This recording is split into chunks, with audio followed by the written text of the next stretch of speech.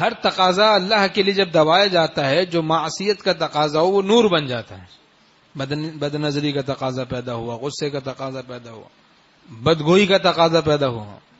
والدین کے سامنے بھی اف نہیں کرنا ہے. فلا تقل لهما اف.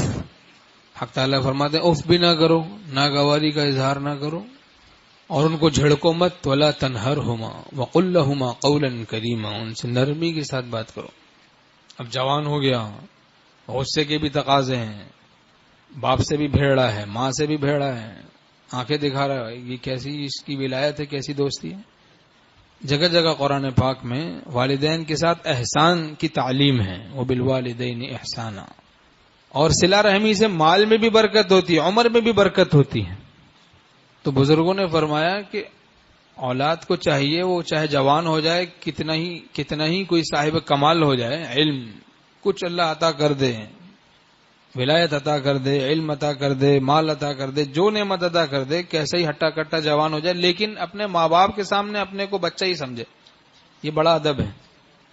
ورنہ کیا ہوتا، آدمی کہتا ہے ارے بھائی یہ 60 کے ہو گئے، سٹیا گئے، بات کو سمجھتے نہیں ہیں، ہماری اتنی سی بات نہیں سمجھ میں آ رہی. تو جب اس طرح کی باتیں شروع کرتا ہے آدمی والدین کے سامنے، تو ان کا دل چھوٹا ہونا شروع ہو جاتا ہے. یہ خیال ہوتا ہے کہ اب اس گھر میں ہماری جگہ نہیں. تو یہ بڑی بے ادبی کی بات ہے. اللہ تعالی ہم لوگوں کو تمیز سیکھنے کی توفیق نصیب فرمائے، بدتمیزی سے بچائیں. تو کہ چاہے سفید داڑھی ہو گئی بچے کی، تو باپ کے سامنے ماں کے سامنے اپنے کو بچہ ہی سمجھے کہ میں بچہ ہوں. ہمارے شیخ رحمۃ اللہ فرماتے تھے ایسے ہی کچھ کہہ دیا انہوں نے تو اس کو بھی اپنے حق میں دعا سمجھے.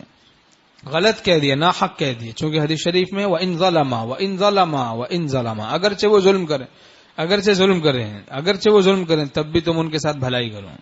لیکن والدین کو چاہیے ظلم نہ کریں، چونکہ ورنہ وہ بھی تباہ ہو جائیں گے. اولاد کو چاہیے ظلم کیا جائے تو وہ صبر کرے.